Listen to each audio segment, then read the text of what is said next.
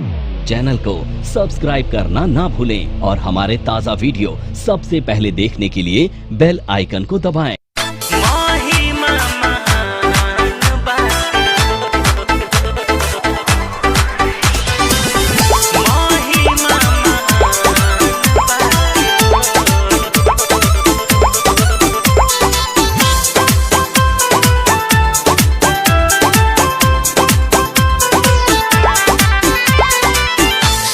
युग में स्वर्ग बनौली हो, द्वारिका द्वापद में बनौली हो, सोनावा के लंका बाबा जी त्रेता युग में बनौली हो, जहानत जहान बाटे हो, बाबा विश्वकर्मा जेकर नाम बाटे महिमा महान बाटे हो, बाबा विश्वकर्मा जेकर नाम बाटे महिमा महान बाटे हो।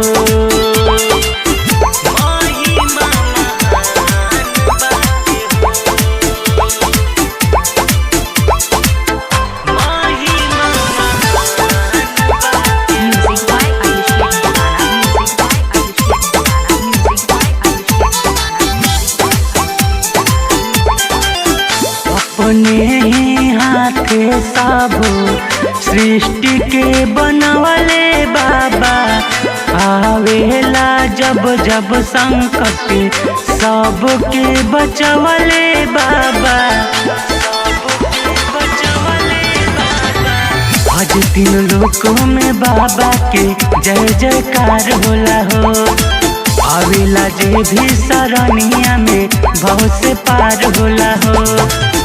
जानत वेद पुराण बाटे हो, बाबा विश्वकर्मा जेकर नाम बाटे महिमा महान बाटे हो, बाबा विश्वकर्मा जेकर नाम बाटे महिमा महान बाटे हो।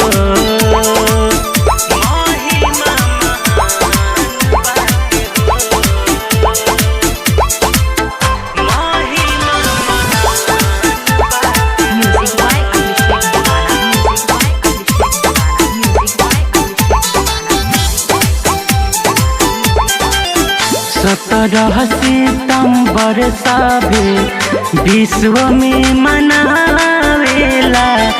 इनके कृपा से नया टेक्नोलॉजी आवेला, सब देवता लोग बाबा के रोज नमन करेले,